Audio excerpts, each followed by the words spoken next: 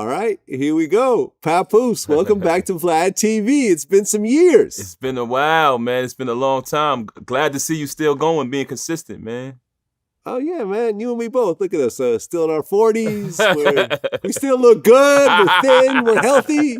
You know what I mean? Yo, let me tell you something. It's a blessing, man. Some people, they get a little up there in age and they start feeling bad. A lot of people ain't make it, man. Man.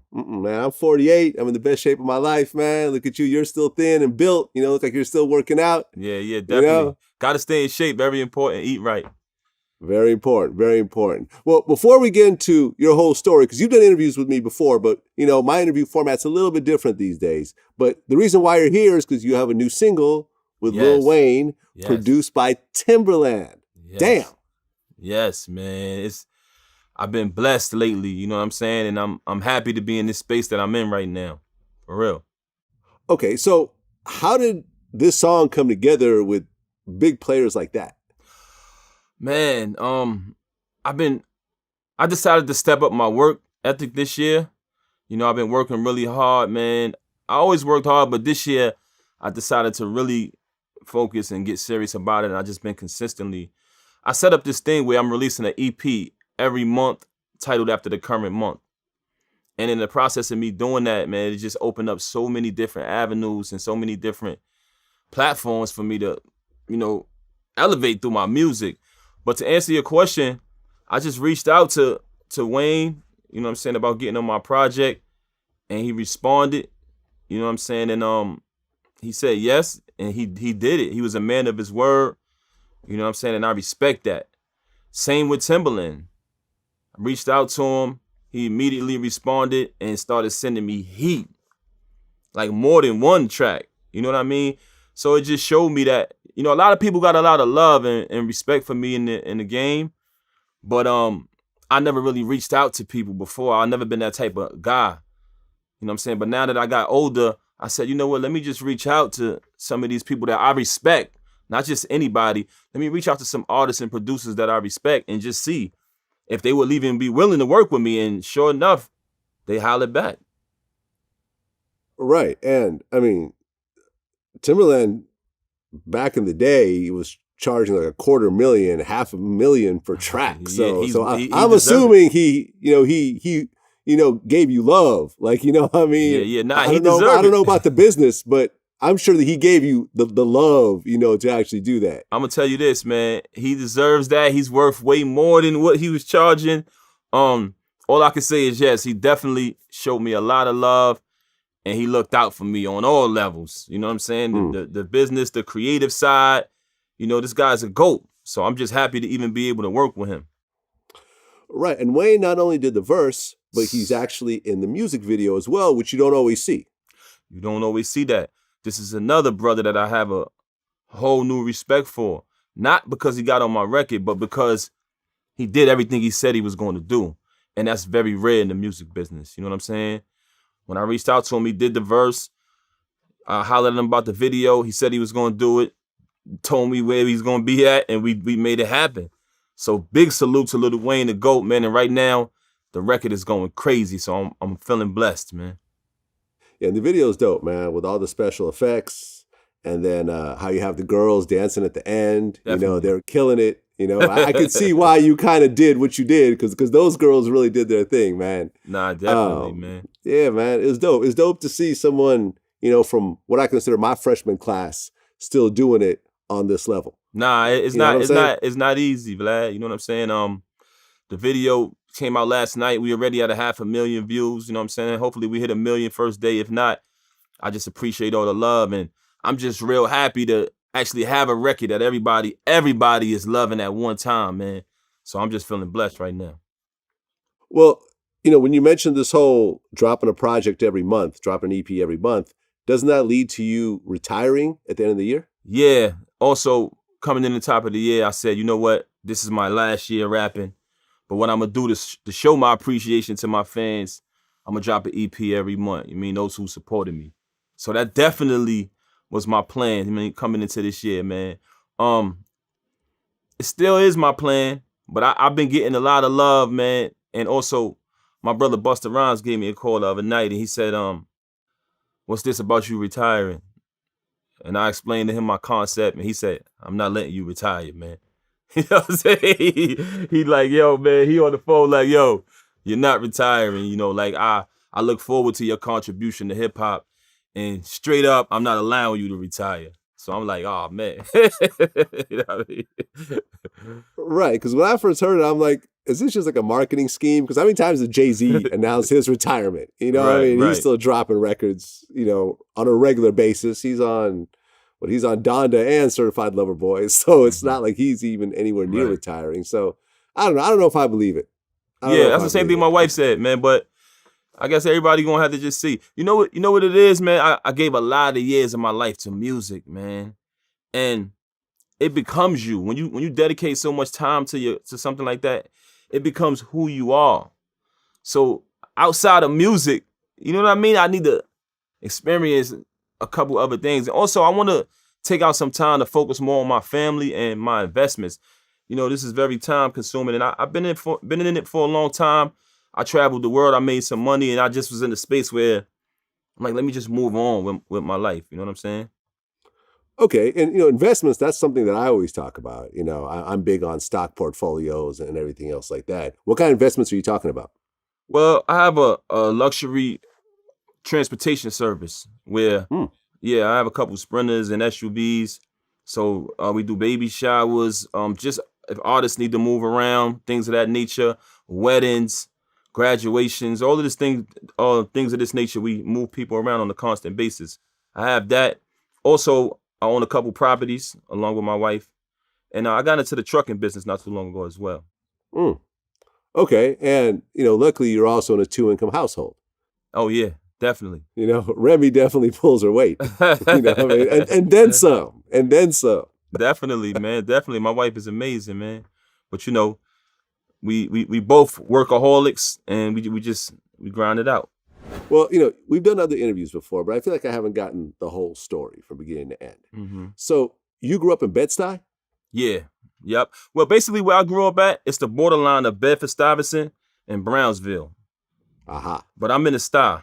But the Brownsville is right there. Like you go 2 blocks up, you in the Ville. You go 2 blocks back this way, you in the Stuy. Okay. And what was Bed-Stuy like in Brownsville, for that matter, in like the late 80s, the early 90s? Oh man, it was crazy. You know what I'm saying? If you say late 80s, early 90s, it was a zoo. You know what I mean? You seen robbery, you seen hustling, you seen homicide, but also you learn and you seen love at the same time. You know, a lot of people talk about the bad aspect of the ghetto, but they don't talk about some of the good things. You know what I mean?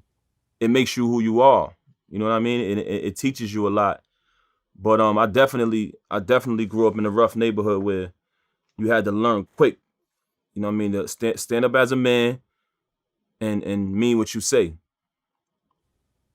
No, absolutely, man. You talk about, I mean, Brownsville in general, to me, you know, when I lived in New York for 10 years, that to me was the roughest area of New York. To me, whenever I went through there, I always felt a certain level of apprehension driving through there. It's the Ville. Never ran, never will. Right. Exactly. You know what I mean? Exactly. And the Papoose name, that came from your grandmother? Yeah, my grandmother actually gave me that name at birth. So when I was born, she felt like I resembled an Indian person, an Indian baby. And instead of saying baby, the Indians would say Papoose. So she nicknamed me that. As soon as I came home from the hospital, she gave me that nickname, you know what I'm saying? And she named my cousin Pappy. And he actually, on the song, where I said on the song, 18 years, can't wait till they let my cuz out. Couldn't believe it when them words came out the judgment. That's a true story. My cousin got sentenced to 18 years, and he's coming home soon. I think he goes to the board like next year. So she named him Pappy, and she named me Papoose. You know what I mean? So rest in peace to my grandmother. She passed from cancer. So when I came into the music industry, I didn't want to create a fictitious name. You know what I'm saying? To honor her, I just kept the name that she gave me. I actually thought Papoose was my real name as a kid. I didn't even know it wasn't my government name. So when I first went to school and they was teaching me how to write my name, after I wrote it, I was like, what's this? They're like, this is your real name. But so everybody was calling me Papoose, my family, everybody. So I actually thought it was my real name. It's just a crazy experience. Okay. So you're growing up in the Bed-Stuy area, but you go to high school in Canada? Nah, that's bullshit. Who said that? Okay, that's Wikipedia. Oh, that's great. They be having shit wrong. I went to high school. I went to Automotive High. Aha. Automotive High School, all boys school. Aha. Okay. In Brooklyn. Okay, and then, like, when did the rapping start? Did it start in high school? Did it start earlier? Man, I knew how to rap. I started rapping when I was 8 years old, man. I started rapping when I was 8 years old as a kid, man. What drew me into hip hop? You know, hip hop is something you live, rap is something you do. I became a part of the culture first. And I was just young, and a cousin of mine was telling me about these break dancers. Yo, this is cousin such and such, he's a break dancer. This cousin over here, he raps. This cousin, he DJs. You know what I'm saying? He was just telling me because I was a little closer to my mom's side of the family. So when my pops took me over to his family, my cousin was like schooling me on a lot of different family members who were actually into hip hop. And I was just taking it all in. I was real young. And I wrote my first rhyme, man. And I went to school. I said it to my friends, and they was like, oh, it was my first rap. You know what I'm saying? So from that moment, I said, yo, this is what I want to do with my life, man. You know what I mean? And I always would write rhymes. And as time went on, I just got better and better and better. Okay. And then in 1998, you showed up on Kool G Rap's album, Roots of Evil, which was his second solo album, I think, right? Nah, it wasn't the second solo album. Nah, definitely not the second. The solo album. Because remember, it was Kool G Rap and DJ Polo, and then Kool G Rap. Oh, okay. Yeah, Roots of Evil. You might be right. You might be right about that. Right. I think 456 was the first solo album. Mm-hmm. Okay, you're saying without DJ Polo. Okay, gotcha. Without Polo, exactly. Okay. Gotcha. So how did you and G Rap actually hook up? Me and G Rap hooked up through a friend of mine, my brother Jay Swift. He actually took me over to meet G Rap. He was like, yo, I know G Rap. I was always a fan of G Rap. You know what I mean? Amazing lyricist. I could recite his rhymes word for word. So my brother Jay Swift, he's a producer. You know, shout out to him. He actually produced a lot of tracks on my monthly series that I got going on right now. He was like, yo, I know G Rap. I can introduce you to him. I was like, word? He's like, yeah. So he took me to the studio and I spit for G, and he loved it, man. You know what I mean? And we started rocking. We developed a relationship. He's like a big brother to me. He put me on his album. He said, yo, I got this song I'm going to put you on called Roots of Evil. He put me on the album, man. I spit as hard as I can. I wrote the most amazing verse to me that I could think of, you know what I'm saying? And he put me on the album. Word. Yeah, I mean, we all love G Rap. Yeah, definitely. You know? G's a legend. I could sit here and go on. G Rap is in my top 5. You know what I'm saying? I could definitely see an argument for that. Absolutely. Oh, yeah. Top 5. Lyrically, nobody can tell me no different. Like, who's better? You know what I'm saying? Oh, yeah. I mean, that's where Nas, I feel, got his style from. I feel a lot of people got their style from G. A lot of us, let me say, borrowed a lot of things from G Rap. Us as lyricists, just the level of metaphors that he was putting out. You know, you haven't heard nothing like that before. You heard G. Well, you showed up on the G Rap project, but then it was 6 years later, 2004, when you came out with your first single, Thug Connection and Alphabetical Slaughter. Was there a Rikers Island stint somewhere between there? So I showed up on G album. What year was that, you said? G Rap's album was 98. That was 98. You know, Alphabetical Slaughter was 2004. So 6 years. No. Actually, if you Google it, you'll see that Alphabetical Slaughter initially came out right after the G Rap, not too long after the G Rap feature. Okay. It was Alphabetical Slaughter A-side. No, I'm sorry. It was Alphabetical Slaughter B-side, A-side, Thug Connection, Papoose featuring AZ and Kool G Rap. Aha. I'm not sure what year that was. That's probably about 2000. I could be mistaken. Don't quote me on that. You know what I'm saying? They both got on my record. I put Alphabetical Slaughter out. Then 2004, when I met K Slay, I re-released it. Right then and there. I actually wrote Alphabetical Slaughter when I was a kid, man. I wrote that when I was a kid. I only had it from like A to C. And if I would get into a battle and the cat wouldn't tap out, I would do Alphabetical Slaughter and the battle was over. You know what I'm saying? Word. Okay. Was there a jail stint somewhere during that time? Right around the time I met, it wasn't a jail stint, but what happened was right around the time I met K Slay, right before I met Slay, I had got arrested because I was hustling, you know what I mean, running around hustling, to make a long story short, and I ended up getting arrested. And when I got arrested, they put me on Rikers Island. Not long. I was only there for like 2 weeks or something like that. And before I went there, I had heard K Slay on the radio. And he was very interested in me because at that time, if you wasn't coming through Rockefeller, Murder Inc., or Rough Rider, you wasn't getting in the industry. Like, they had it locked like that. So it was very rare that you heard new artists on the radio. So when I listened to Slay, I noticed that he was playing new artists on the radio. I was like, oh, shit. Like, I was always a student of hip-hop, so I knew that shit was, like, it wasn't happening. And I was like, I got to meet this dude. So when I got arrested and they sent me to the island for that little 2 weeks or whatever, I said, yo, I was just looking at how they was living in there. I said, yo, you got to ask for permission you got to ask for permission. You got to wait until they tell you to wash your ass. You got to wait until they allow you to use the phone. I said, yo, the only thing beneath this, you know, you're not in society. The only thing beneath this is death. So if this is my future, this is not what I want for myself. So I said, yo, when I get out of here, I'm going to take this music serious and I'm going to go try to meet that dude who I heard playing new artists on the radio. And that's what I did when I got out. Okay. And I guess you waited for K Slay in front of Hot 97 one day and gave him the CD? Yeah, well, what I did was I looked up Hot 97, which is 395 Hudson Street. It probably isn't. I probably looked in the yellow pages or some shit because we didn't have Google and all that shit back then. If we did, I wasn't on it.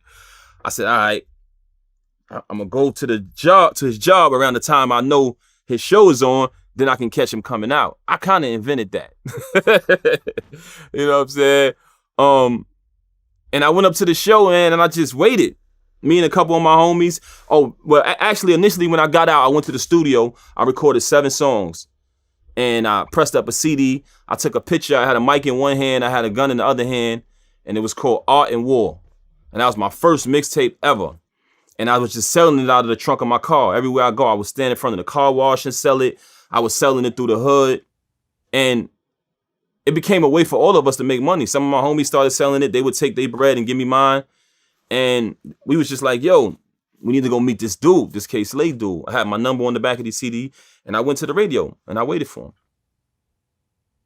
Yeah, man. K Slay, me and him go back as well, like probably close to 20 years. Wow. You know, he's always one of these dudes that will give anyone a shot that he truly likes. Slay's it doesn't the matter realest, man. about how many followers you got. I mean, these days, back then you didn't have followers, but it doesn't matter what the features are, who produced it. Like, if his ear likes it, he'll fuck with it. He'll put on his mixtapes. He'll play it on his show. And he had the Hot 97 show back then as well.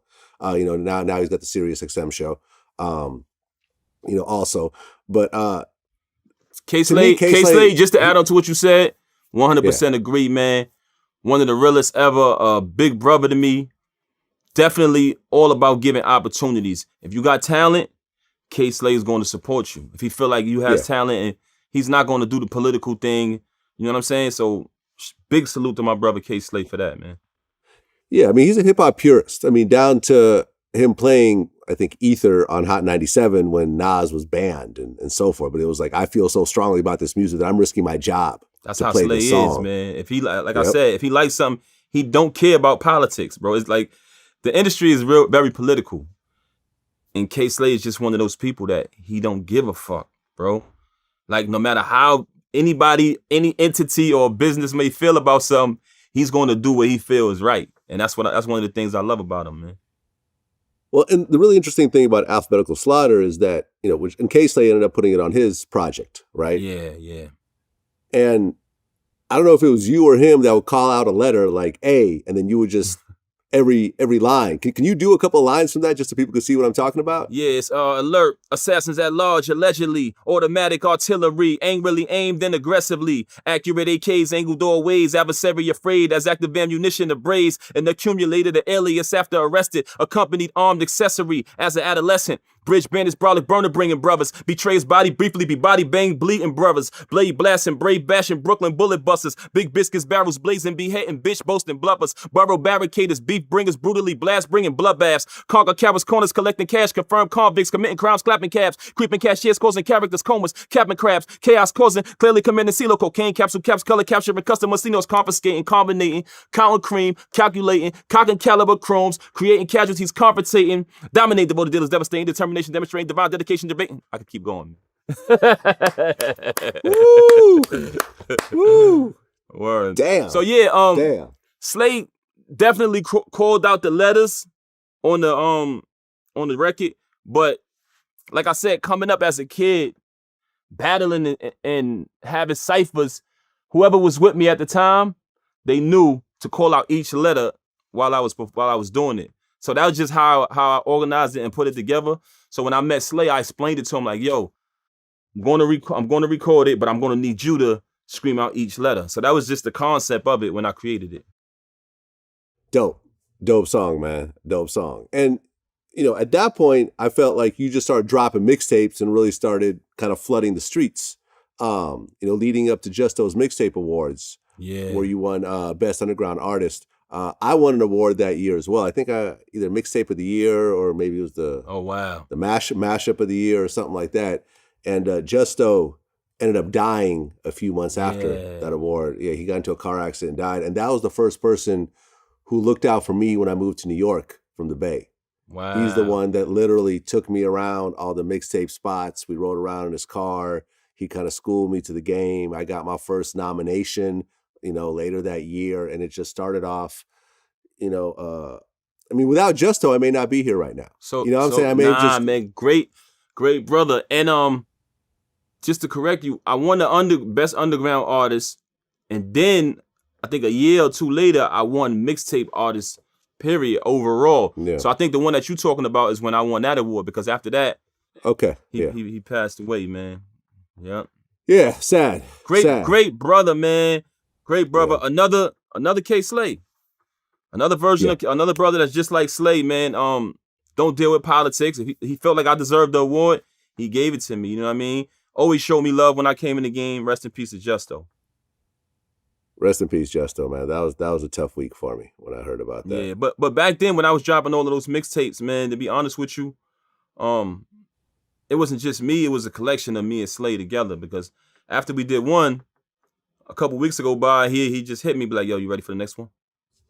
He did that shit like 5-6 times, you know what I'm saying? And for me, that was inspiration. That inspired me to be creative, because I had to deliver. And I was glad that he did that, because I was so consistent, and they wouldn't let me in. They kept ignoring me, man. No matter how hot I got, no matter how many records I did, no matter how many people loved me, they just kept ignoring my work. But we kept working. Think about it. I met Slay in 2004. I didn't get a deal until 2007. You know what I'm saying? People look at it like, Papoose had a mean run back then. I had a nice run, but through that whole time, I never had a record deal. You know what I'm saying? I finally got signed in 2007, but I was so consistent that I was able to stay relevant for that whole 3-year period. You know what I'm saying? It's crazy. You mentioned the deal. You signed a Jive right around 2007. It was like a $1.5 million deal, which was a very big deal at the time. And right around that time, didn't you join Busta Rhymes' Flip Mode Squad? Yeah, that's actually correct. Right around that time. Well, actually, it wasn't that I joined Flip Mode. Busta and K Slade did a joint venture where they decided to come together to push me as an artist. So it was more like a joint venture as opposed to me just straight joining Flip Mode. It was Street Sweeper / Flip Mode. Aha. Okay, and through that's how you got the Jive deal? No. I had the Jive deal. I think I had did I have the Jive deal? Nope. I'm not sure, man, if I got the Jive deal before the Busta Rhymes, before I launched. You know what? Right before that. You're right. Right when I aligned with Busta, I got on the Touch It remix, but I already had a bidding war. But it was a light bidding war. But you know how Fat Joe say yesterday's price is not today's price? The price went up. Once I did that Touch It remix, I got to be honest, everything changed, man. So yeah, you're right about that. Right. And the Touch It remix, the music video ended up in tragedy. Yeah, man. Rest in peace to Israel Ramirez. I hope I said his name correctly. Yeah, Busta Rhymes' bodyguard got killed. Very sad day in hip hop, and it's like all of hip hop was there. Like there was Mary J. Blige, and Swizz Beatz, and Cassidy, and Lloyd Banks, and yeah, man, sad day in hip hop. But it was dope that Busta actually dedicated the video to him. If you look at the video, he put like a tribute for him in the beginning of the video. So definitely rest in peace to that brother. Very, very unfortunate. Yeah. Very unfortunate. Okay, so now you're on Jive, but things aren't really going the way you want them to go. Yeah, it was worse. It was the worst mistake I ever made in my life. Wait, the worst mistake you ever made in your life? In my life, man, because music was my dream. I waited my whole childhood to get to that point of my life. And I went the wrong direction. I went in the wrong direction. You know what I'm saying? So, it was the worst decision, man, I ever made in my life. You know what I mean? To be honest with you, man. Okay, because what, about a year later you left? Yeah. Oh man, where do I begin, man? I'll tell you a story. So I had a bidding war, like I said earlier. In the process of that bidding war, it was Jive, it was Def Jam, it was Interscope, it was a bunch of labels, Atlantic. I don't want to say nothing wrong. It was a bunch of labels bidding for me. So the bidding war is going on. And Jive came in with the biggest offer. Def Jam had an offer for like, I think 400,000. We had a 700,000 offer, but Jive came in at 1.5 million. So I think it was 2 ways, not even 2 ways. I don't remember what device we were using to communicate, but I got a message from somebody. And they said, Papoose, you don't know who I am, but I'm a big fan of you. And please, whatever you do, don't sign to Jive Records. He said, I ain't gonna say the God name, man.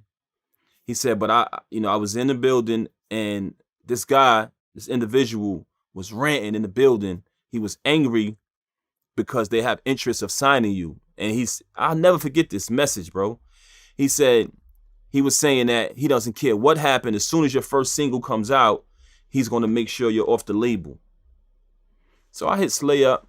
He like a big brother to me. I said, yo, Slay, I got this weird message, man. And you don't really want to pay stuff like that no mind, but this dude was very intricate. He had details. So we ignored it.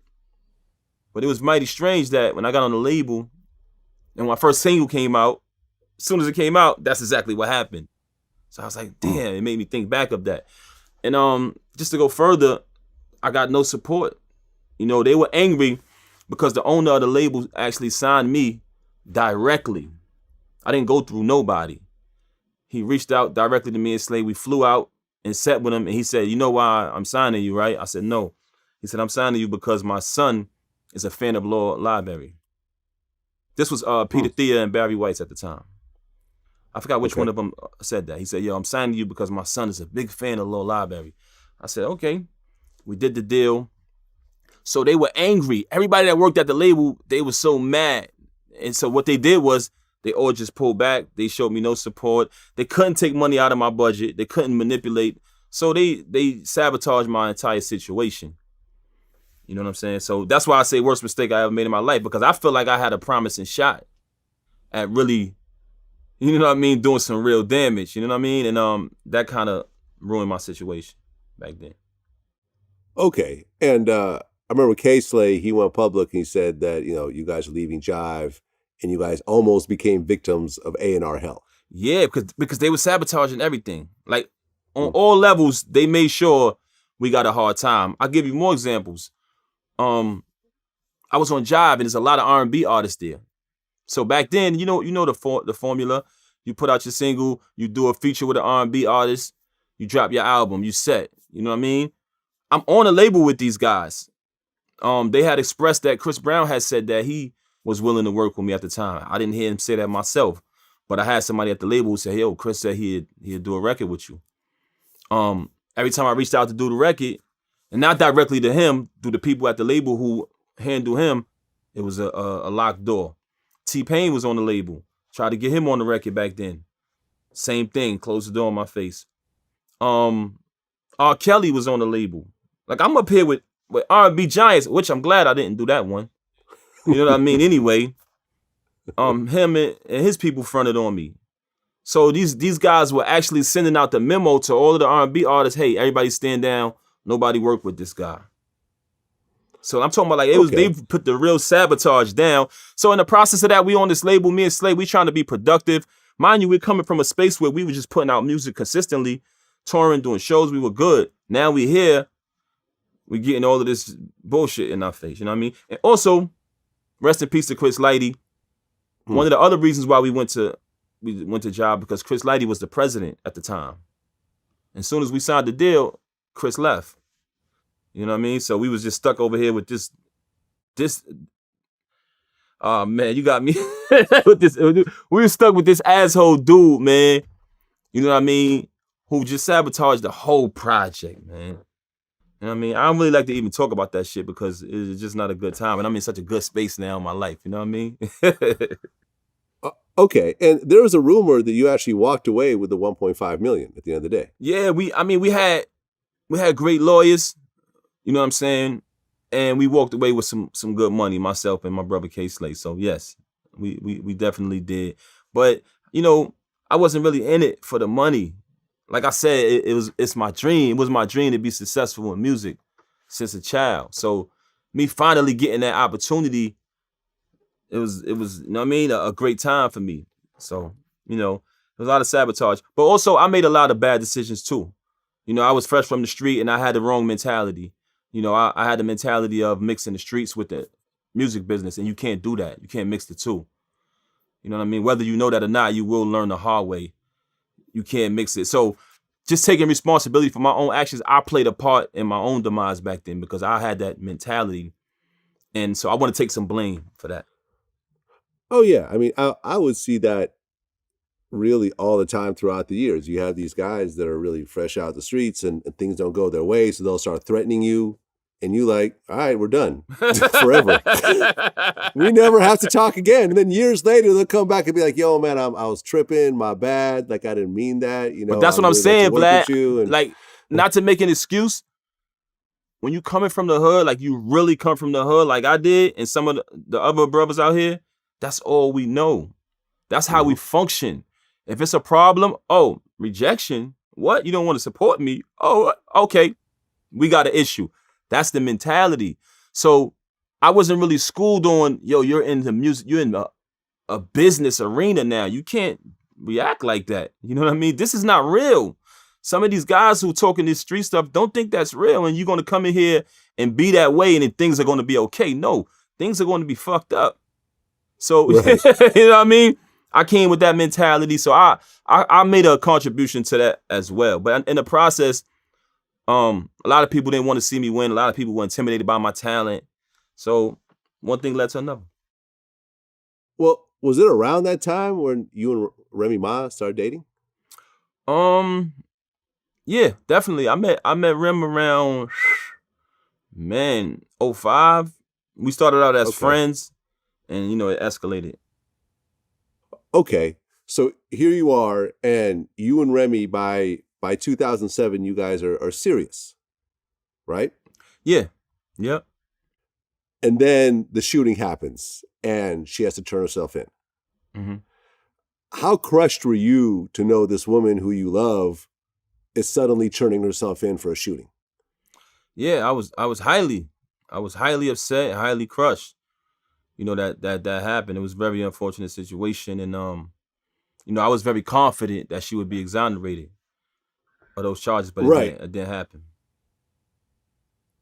Right, because ultimately, you know, and we're not going to go into any of the details of the trial, but at the end of the day, she gets 8 years.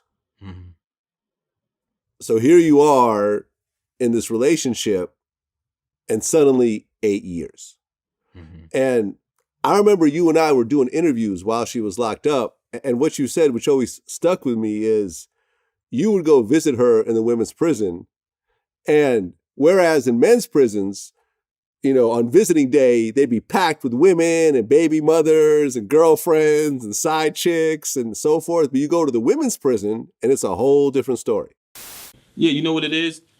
The men don't stick by the women when they go to prison. That's the only reason why people feel like it's so rare. You know, when I go to Rikers Island, visit my homies on the visiting floor, it's full of females with little kids. It's packed. When I go upstate to visit Rem, the visiting floor is deserted. There's nobody even visiting them. You know what I'm saying? So that's the only reason why it's rare, because dudes don't support them. You always hear dudes complaining, yo, when you get locked up, fuck a bitch. A bitch don't hold you down. But it's a penitentiary full of women and nobody do nothing for them. Absolutely, man. You know, coming up in the hood, they teach you, yo, money over hoes. You know, don't give too much love to these chicks, because if you ever get locked up, they ain't gonna be there for you. All of these bullshit phrases or whatever you want to call them. So it was very strange to me that when I went to Rikers Island, to the male facility, to visit some of my homies who was incarcerated, it's filled with women. They're pushing strollers. They're climbing in snow this high. They're actually fighting over the men who are incarcerated. I'm talking about, it's crowded. It's a mean process to even get in there to see them. But when my wife became incarcerated and I went to the female facility, the visiting floor is empty. It's a maximum facility, is filled of women and nobody is visiting them. So that showed me that, damn, they taught us wrong. This shit is really backwards, you know what I mean?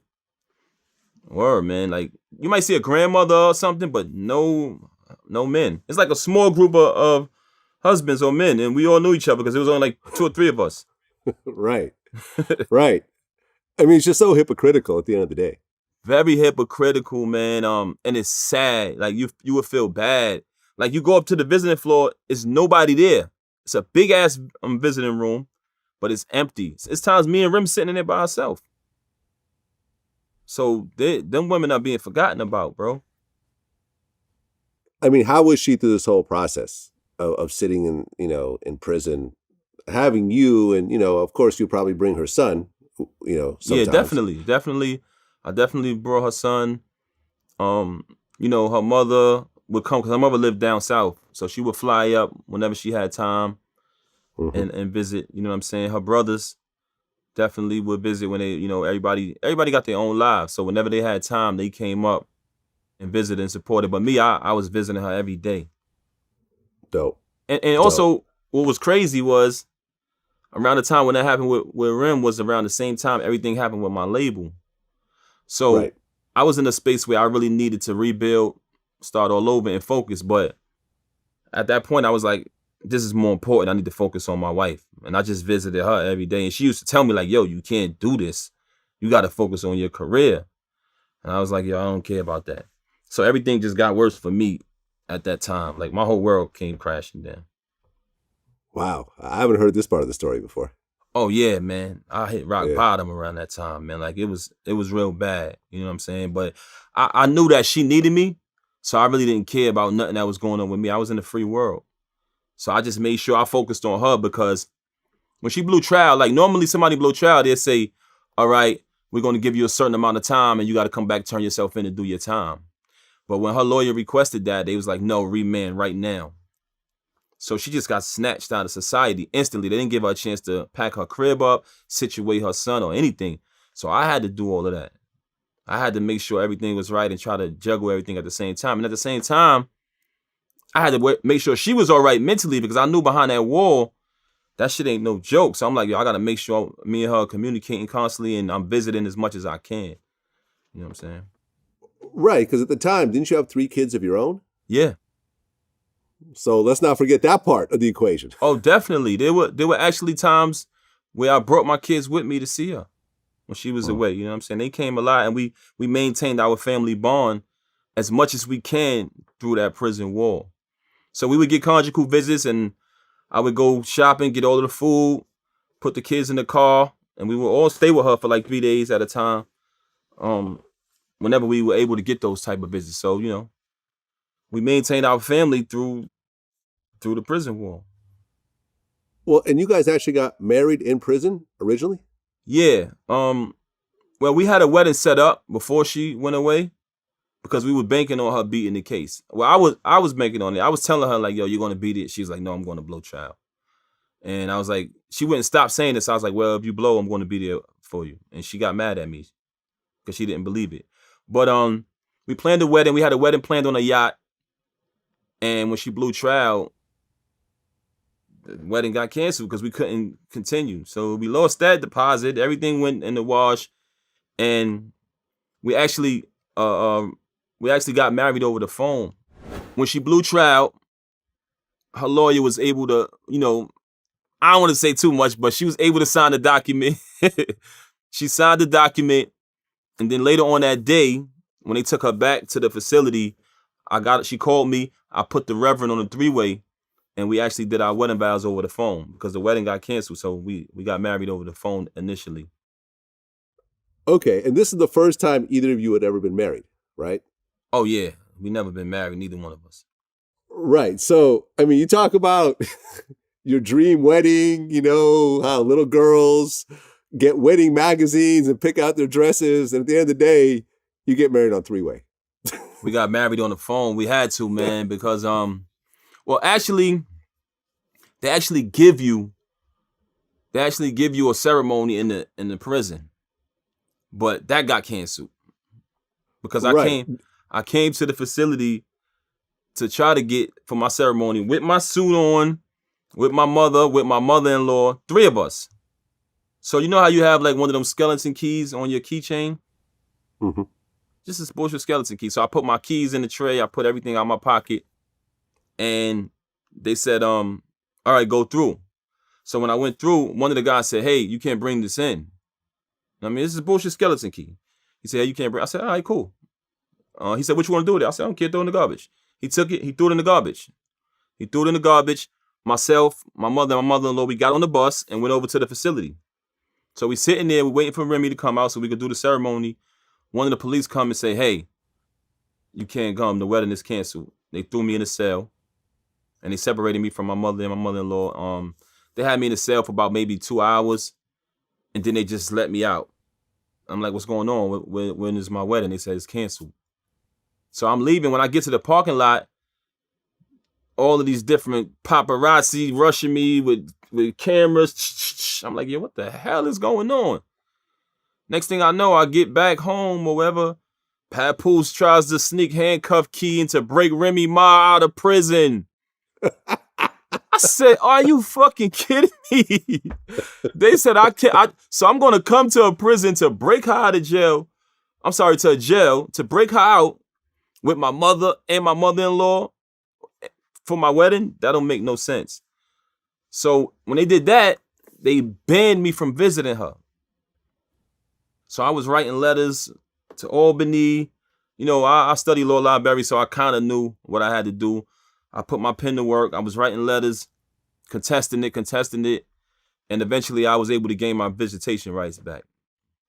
So after that happened, we had to get married over the phone. Mm-hmm. Okay, so now you guys are officially married. Yeah, because also when she came home, we had the big wedding though. Right. We're going to talk about that. Okay. We're going to get to that. We're going to get to that part. My okay. bad. So then after you get married, you finally drop your debut album. Mm-hmm. The Nakarima Dream. Nakarima Dream. It's the word American spelled backwards. American spelled backwards, right? Yeah. And you know, it hit number 97 on the Billboard charts. You had been working on it forever. You had dropped, I think, 27 mixtapes by that time. Yeah. And, you know, you'd been building up all these years, but it didn't really make as big of a splash as I think you thought it would make. At that time, it wasn't even about it making a splash that I thought it would make because it was just about getting it out there. Because so many people was waiting for it.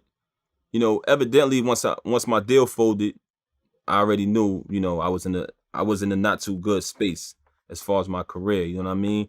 And I had to start over. So I can't really say that because I was just happy at that point to finally be getting it out there. And at that time, I had the understanding and the knowledge of being independent. I knew the value of being independent. So I was comfortable with that. Okay, this happened, but now I'm independent. You know, all the money that it does make, it'll come to me and not to somebody who's pimping me. Right, because it came out on Fontana. Honorable Records / Fontana. Yeah. Right, and it had, which is my nice I'm sorry, they distributed it, but my label, Honorable Records, I'm the label. Got it. Yeah. Got it.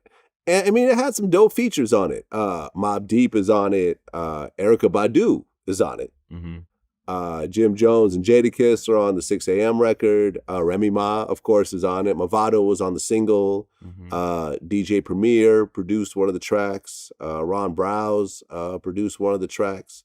You know what I'm saying? So it was a dope project. Mm-hmm. It was a dope project. It was long overdue, though. It was long overdue. People have been waiting for that album since 2004. Since 2005, right. let me say. Yeah, and without the major label to push the radio singles and pay for all the marketing, it's not gonna do what it would have done at Jive if they had really gotten behind it. Right, so that's what I'm saying. My expectations were different. Oh, at that time, if I would have dropped that album back then, it was over. We'd be having a whole different conversation. You know what I mean? But at that time, when I released it, I kind of knew what to expect. Are you independent? You're going to get the money, but you're not going to get the notoriety and the love that you supposed to get. But you're going to make some money.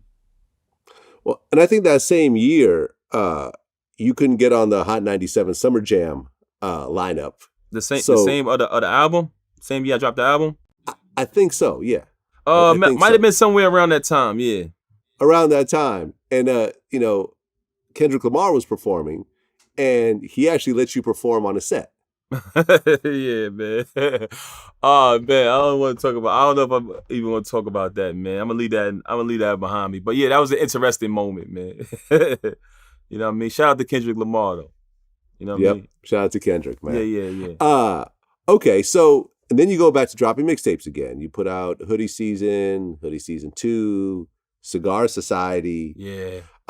You're still putting out projects, putting out work. Definitely. And then in 2014, Remy Ma gets released after doing 6 years. Yes. Now, you see how I said, this was one of the worst moments of my life. This was one of the best moments. You know what I'm saying? Like, I was real happy, man. Just to see her walk out of there. It was like a dream come true because her whole entire bid, I was just like, I would just love to see you just walk out of here. Like, every day I had to leave without her, it was like mentally it was fucking me up. You know what I'm saying? So that moment, it was like, wow. Like, I actually seen her come out and she was just so calm. Like, you would think somebody would be jumping up and down, like happy, or she was just like way too calm. She just walked to the car. She got in and we left. It was nothing like I expected it to be, bro. To be honest. But I was just so happy, man, to see her outside of that prison.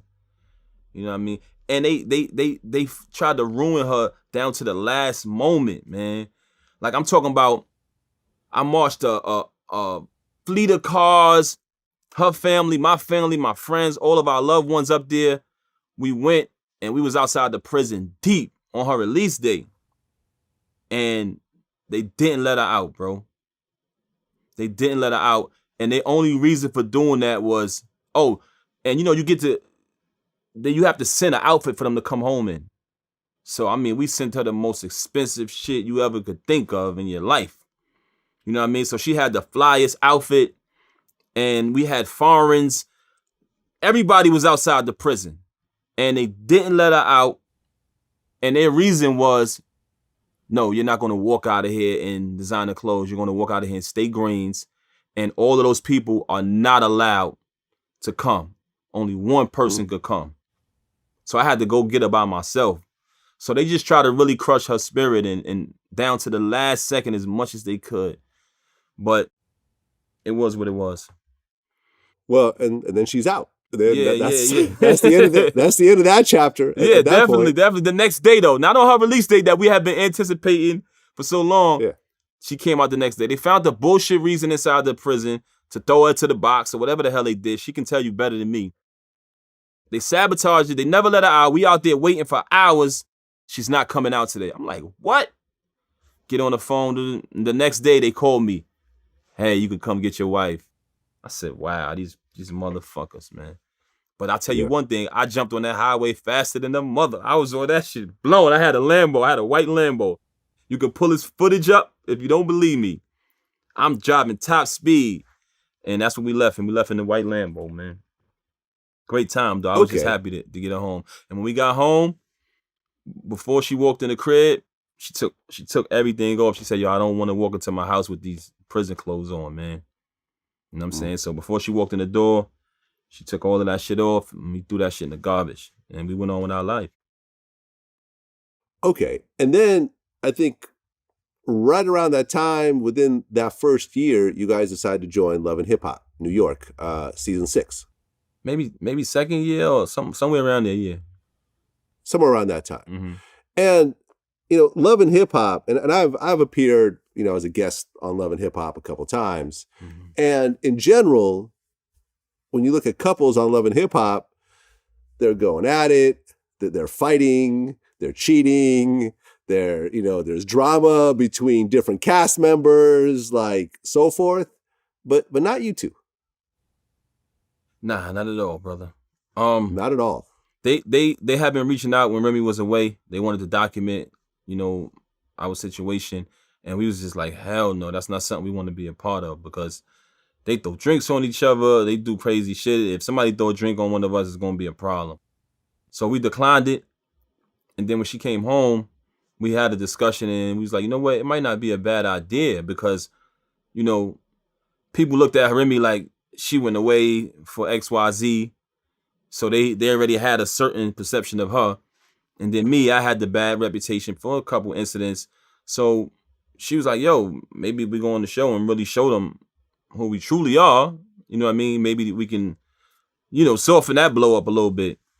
So we went on the show and they just documented our everyday lives, man, how we was living, how we interacted. And I was expecting to get clowned. I was ready. I was bracing myself on the first episode like they're going to kill me, man. They never seen this side of me. And strangely, everybody loved it, man. It was nothing but love that came. And that told me that, yo, people are tired of seeing our people degraded on television. They was tired of seeing that. They really wanted to see some realness. Yeah. And I mean, allegedly, you guys received an offer you couldn't refuse to be on the show. It was definitely a great offer. Let me tell you something. I'm not one of the people that talk bad about reality TV. You know, people got this to say and that. I made more money on television than I've made in music. I don't know, you know, straight up, I made a lot of money on television. So I have nothing but great things to say about Love and Hip Hop, the franchise, Mona, everybody. You know what I'm saying? They've done nothing but great things for me and my family, to be honest. Right. And in the season finale of Love and Hip Hop, you guys actually get formally married. Yeah. We actually finally had our big wedding ceremony, which was well deserved. I was happy for my wife, man, because we had to get married. You know what I mean? The way we did. So to see her finally have that big ceremony, I was real happy for her, man. Yeah, I mean, to go from a three-way call to an actual white wedding. It's rough, man. Yeah. I mean, we had to do what we had to do at the time, though. You know what I'm saying? It was the only way. At that point, they shut the wedding down. What could we do?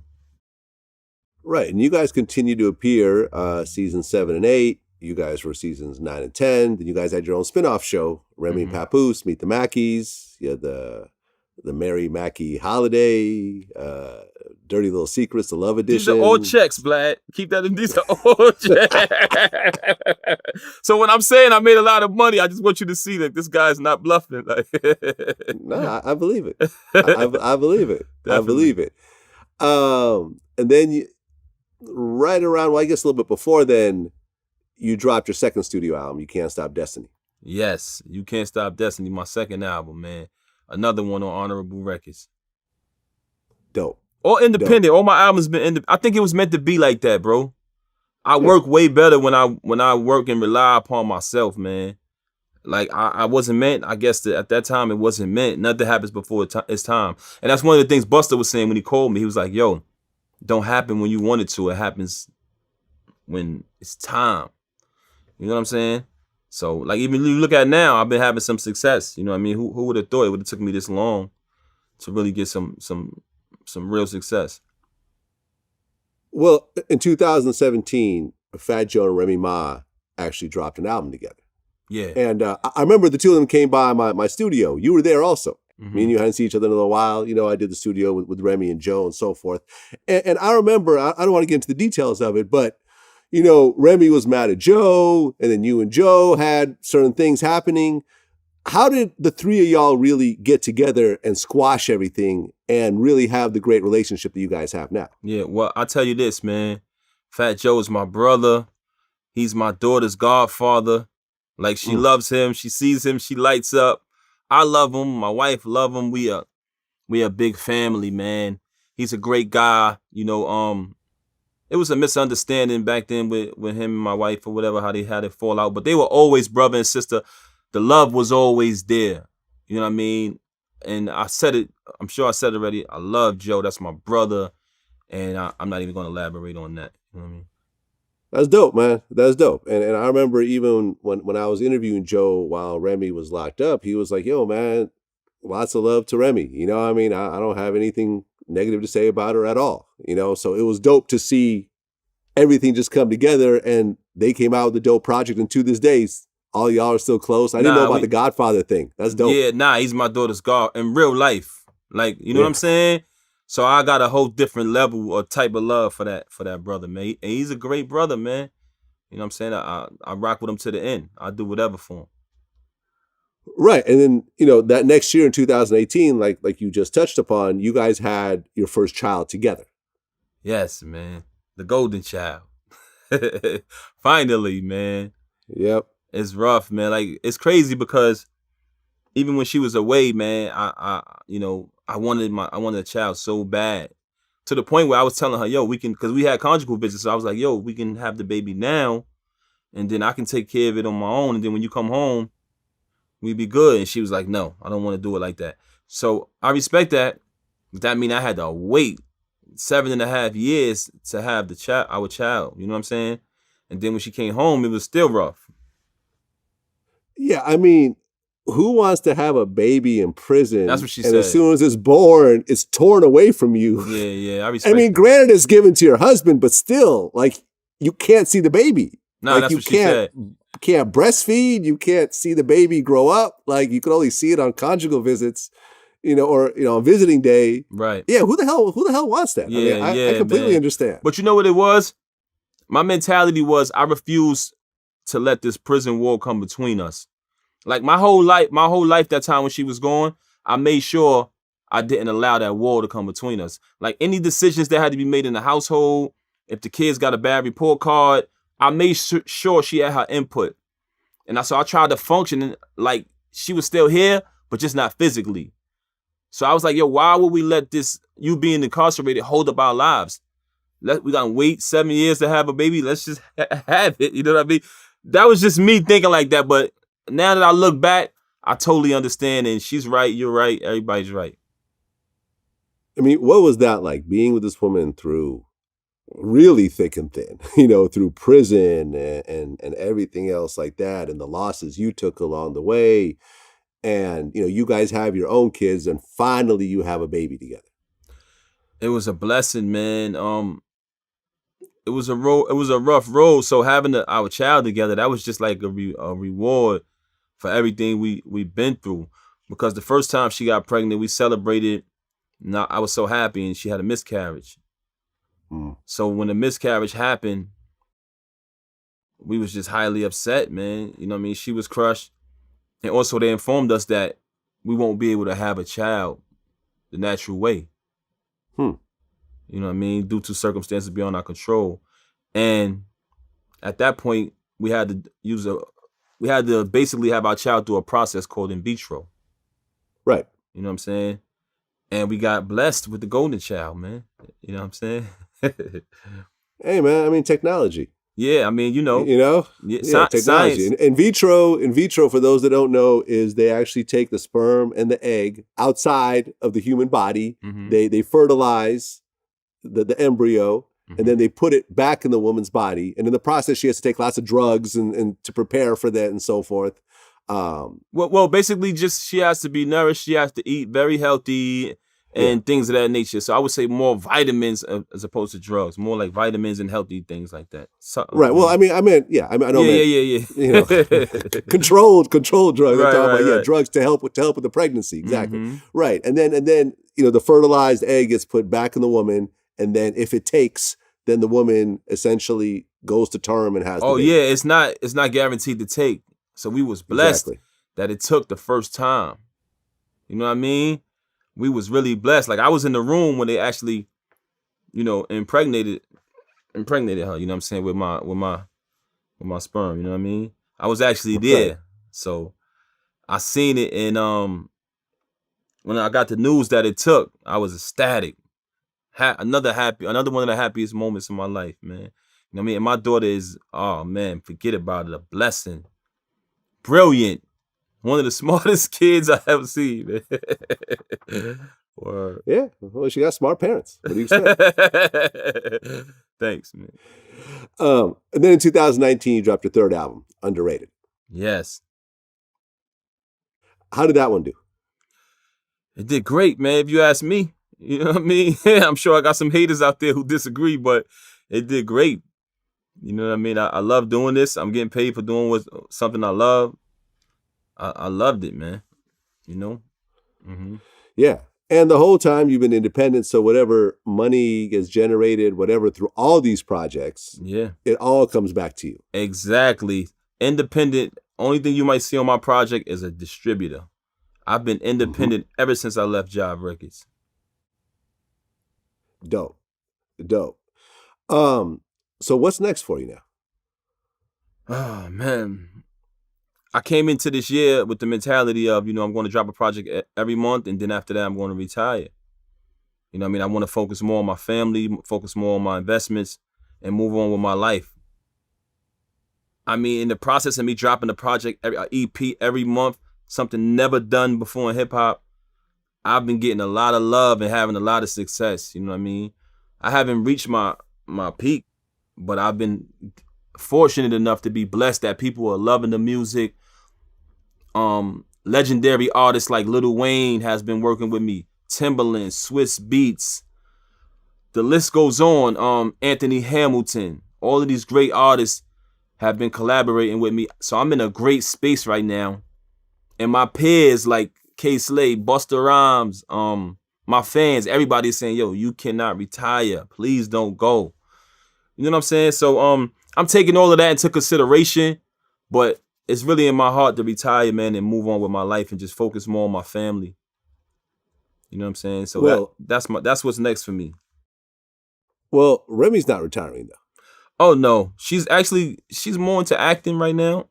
She just did a movie called Big 50. Amazing movie. She killed it. I never seen nobody in their first movie have a performance like that. She's actually about to start filming another movie in a couple weeks or so. So she's like really getting real heavy in the acting arena, man. And Remy she's so rich, man, that she don't really, like, she has the passion for music, but not like me. Like to her it's effortless. She's a giant. It's like when you see Godzilla walking down the street, he doesn't mean to knock down buildings and shit, but he's just so, that's Remy. Like, whenever she steps on the stage, it's colossal. The building goes into a frenzy. Like, everybody, like, it's crazy, you know what I mean? But when she does it when she feels like it, bro. Like, she's not forced. She's not a slave to music. Like, she's like, I do it when I'm ready. Because she's just so rich, man. You know what I mean? I haven't reached that level yet. well, yeah, because I remember one of my favorite shows at the time, Queen of the South. Mm-hmm. I was watching, and then out of nowhere, here comes Remy. Shooting a gun or something. I forgot what exactly she was doing, but it was like, Remy oh, shit. is, you know what it is? In those roles, you look at Tupac, when he plays certain roles, you believed him.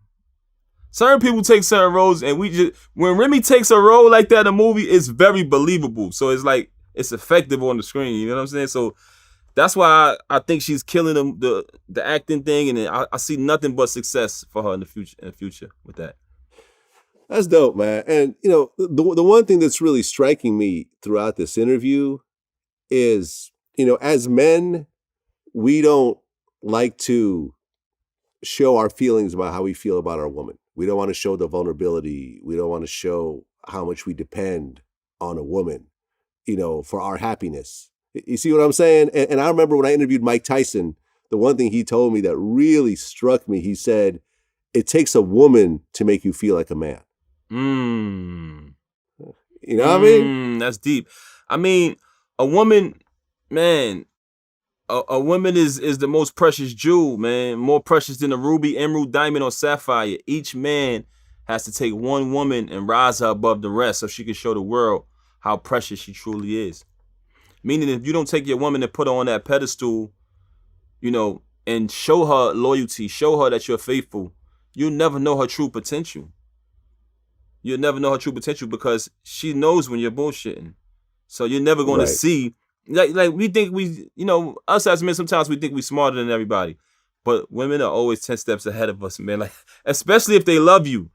They are watching everything. They see it all.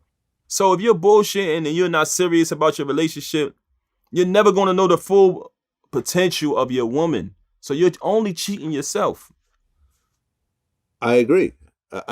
And out of all the millionaires and billionaires and everything that I've interviewed over the last few decades, there's very few men that I come in contact with that don't have a solid woman in their corner. You see? Very, very few. Like, yes, it happens every so often, but usually there is a woman, they're just being quiet about it. You see what I'm saying? Oh, yes. Almost always there is a partner.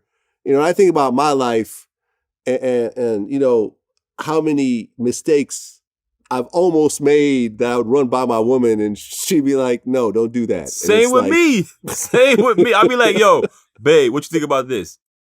Nah, that shit is whack, bro. Don't like, she's honest. When you might have somebody else, they might lie to you, but you have to respect it. It might not be what you want to hear, but your woman are going to she's going to tell you what it is.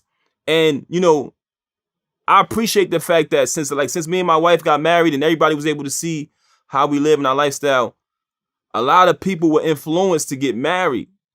Like even my personal friends and family members, they were inspired to get married. And I always encourage people because it adds on to your life, man. Like you said, it's a life partner, bro. When you're running around and you're living a lifestyle where you're lying, you're living a lie, you're telling this one thing and you're telling the other one another, that shit affects your career, affects your life. You can't even focus. People don't realize that. How can you focus on your endeavors when you're too busy juggling and living a double, triple life? That shit ruins everything. When you settle down and really live that family life, you know what I'm saying? You will see everything become better in your life, man. You'll be able to elevate and live out your dreams better. You know what I'm saying? On another level. Completely agree. 100% agree. Before I let you go, I always hit you up for a freestyle at the end. Do I get one this time? Nah, man. I'm just going to say, I was thinking about that on the way here. I said, I freestyled on Vlad before. But I just want to say, man, go to all digital platforms. And if you're interested, buy all of my EPs. I dropped the EP every month this year. That's over, right now I'm over 80-something songs deep. Don't take my word for it. Look at it. Go pick those projects up. Go get my new song, Papoose featuring Lil Wayne, produced by Timbaland, you know what I'm saying?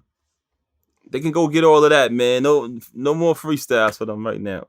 There we go. I respect it. I had to ask, though, man. I know, but I respect you, man, because I swear on the way here, I was like, I freestyled for Vlad before, man. I knew I did, but I wasn't sure, man. But I just want to keep the focus right now, Vlad, on the music. I want them to go out there and buy it. That's all, man. It's all good, man. It's all good. Papoose, man, listen, as someone, you and I go back before VladTV. We go back to the DVD days. Yeah. Before, when VladTV wasn't even a thought in my mind. When I would have you do freestyles in the streets of New York. Yes. You know, I've always been supportive. You've always been supportive.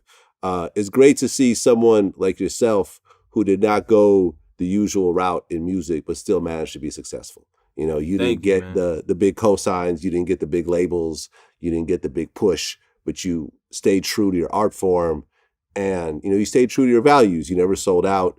You never did things just for a hit song or for a feature or whatever else. You stayed Papoose. Like the Papoose I see today is exactly the Papoose I remember when I first met you. Thank you, You see man. what I'm saying? Nah, thank you, man. Yeah. I remember when I was at Violator, man.